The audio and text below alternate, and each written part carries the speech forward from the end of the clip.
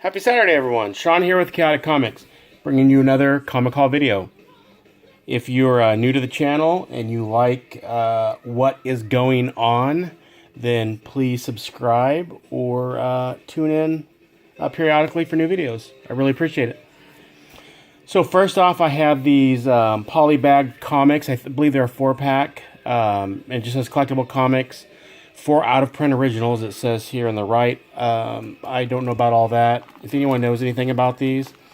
It looks like there was a sticker that someone, or the seller, had tried to peel off. So I don't know if these were sold at Toys R Us or something like that. But nonetheless, they were really inexpensive. Just a 2-pack. And I collect these polybagged comics. Old and new. Just because they're not really around anymore. And I just kind of like them. Like I said, nothing great in the comics, or in the pack. Nothing great, but nonetheless, picked them up. My wife and I last weekend had a late Valentine's Day and had spent the weekend in Monterey. And we were in a bookstore there. And he had a few graphic novels. Really nothing great. And then he had a cart with books to put on the shelf. And there was this lone comic. I'm not really into Gru. And I really didn't know this, which now it all makes sense. It kind of hit me like a ton of bricks when I looked into it. But Sergio Aragonés, he was a major contributor to Mad Magazine, which I grew up reading. And now, I mean, looking at the art, I see it like, oh yeah, that totally makes sense. And then he also did, which I didn't know until recently, he was a contributor to the old Western comics like Batlash, as well as Nick Cardy and some of the people that you associate later with superheroes. Because Nick Cardy did a lot of the Superman, I believe, and then Aquaman as well. But anyway, I just thought that was interesting. Regardless, so this wasn't marked, and this guy, because I had taken I wanted to get something for my older son because he watched our younger son, and so there was a kind of rare older Moby Dick book, and so I believe he looked it up on eBay and it was like $60, whatever. So anything that wasn't marked, he would go to eBay. He'd say, "Oh, let me look it up." So I think that was his source. But this, the only reason I wanted it, I don't collect Gru, is because you see it's signed by Aragonés, and then he did a caricature as well. But he said $3.50, so which is about what it goes for on eBay. So I don't know if he noticed that it was signed and it had a caricature. So I thought, yeah, okay, no problem. And I gave him the money, and I was on my way. But anyway, just thought that was interesting. Picked this up, bought this off eBay, kind of waited for the heat to die down. It's, nothing, I know it has, is it Montoya, who is a character that's going to be in Birds of Prey, possibly, question mark. But anyway, I didn't have this, waited for the heat to die down, and I got this for like, I don't know, $8, $7, I don't know. Something inexpensive compared to what it was. May even have been less than that, I just don't recall. Anyway. I was at my LCS yesterday picking up my weekly order, and he had some new stuff in the dollar bin, and he had this, which I don't have any of these. It's, the 1-in-4 Punisher, and the only issue is, as you can see here, there's a crease that runs here, which I think you can see, but other than that, if it wasn't for that, it would be like a near mint comic, and for $1, why not? So I got that. He had some of these Punisher War Journal. So I picked up 6, one of a 2-part saga, and then he had 2 of a 2-part saga. So 1 and 2. And then a couple Warlords just to try to finish out my run here. Number 5, which I think I might have, but for $1 I picked it up anyway. And number 7, which I don't know if I have, but once again for $1, who cares? 2 or 3 weeks ago, my grandmother was hospitalized, so I'd gone up to try to care for her, get her out of the hospital, etc. And when she was better, I took her to a bookstore because she likes to read, and they happen to have comics. So I picked up these comics. They're not in the best of condition. They're just older. Some of them are pre-code and just older comics, but they were pretty inexpensive in comparison to, I guess, their value. So first we have First Romance number 26. It's from 1954. This is a 10-center. I don't have a lot of 10-cent comics. That's another reason I picked them up.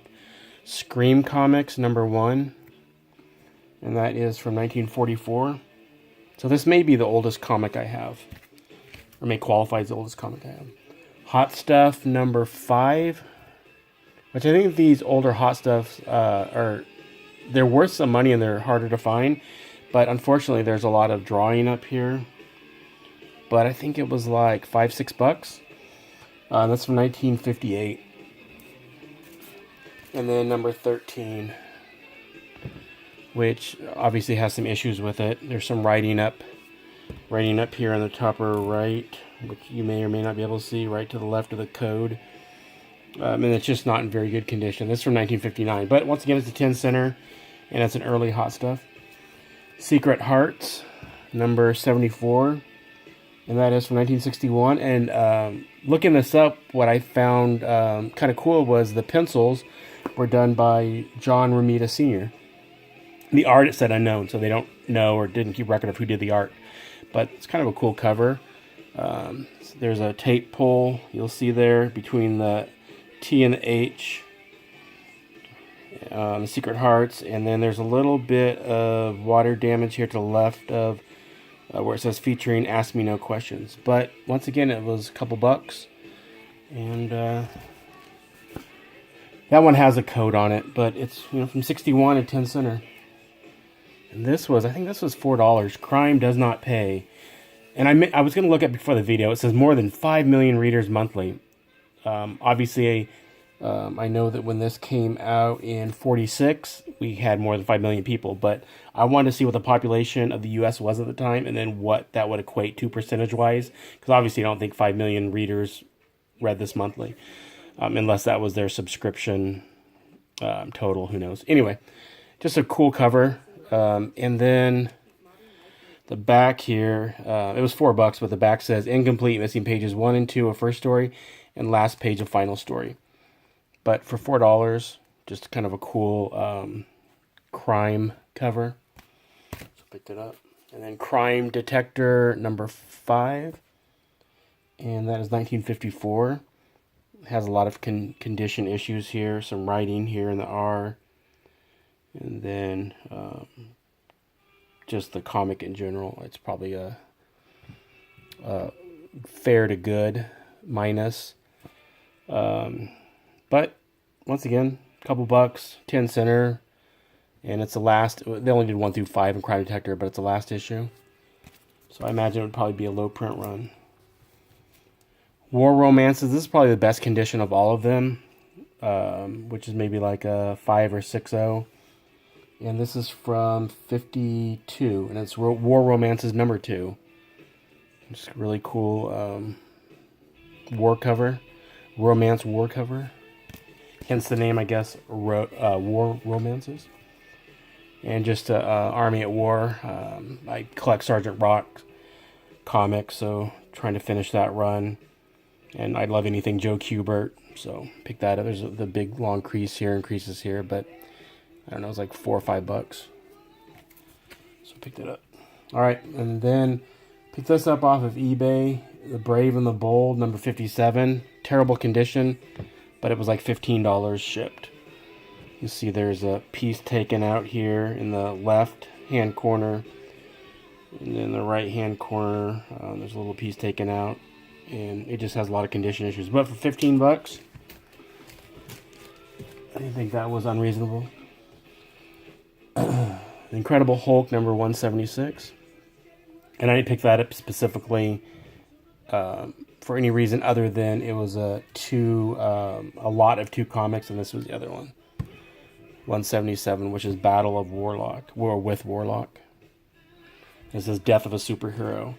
So So I don't know if he died in that one and was resurrected in this one, or he died and was resurrected in this one, but this is 178. And then Night of Living Dead Prelude. I'm not sure where I picked this up. It may have been my comic shop. But I like zombies and I like Night of Living Dead. So, anyway. Catwoman from the New 52, number 39. I think this is a variant. Yeah, it is a variant cover. But I thought that was cool. Harley Quinn and Catwoman. And I guess it's a lesbian issue. I don't know if they are lesbians, but it's marked as a lesbian issue. So, anyway. So Captain America 164. I really love this cover. Queen of the Werewolves. Nightshade. And you see here the Falcon has been turned into a werewolf. Thought that was cool. And Daredevil 612 variant. Really no value. I just picked it up because I really like the cover. Kind of Lady of Justice, or Gentleman of Justice, I guess, in this point. Blind and with the scales and the sword, but a skeleton. Thought that was pretty cool. And this is like a dollar comic. Nothing spectacular, but I really like this cover. Not sure why. I mean, there's nothing great about it other than I just like the artwork, and it just kind of spoke to me. Ultimate Fantastic Four 21 and 22, which is the first appearance of Marvel Zombies. And this one I picked up solely because I think I said in the last video or a couple videos ago, I like things that are kind of look retro covers. And this is Amazing Lock and Key. So it looks like Amazing Spider-Man, just with the graphics and the spider webs, and then the cover, and then it has IDW pop art like you would see in the older, obviously not IDW, but the pop art you would see in the older comics from the 60s. But anyway, I thought that was really cool. I think it was the last issue of this. It's number 2, cover F, but I think it was the last issue of this volume. So maybe it was only 2-issue run. I think that's what I read. And then lastly, Justice League New 5229, just a variant cover. Someone had featured this in their video, and I just thought it was cool. It's a Robot Chicken cover, so I picked it up. It was only a couple bucks. But anyway, all right, well, thank you so much, everyone, for joining me on a Saturday. I hope everyone has a great weekend, and we'll see you later.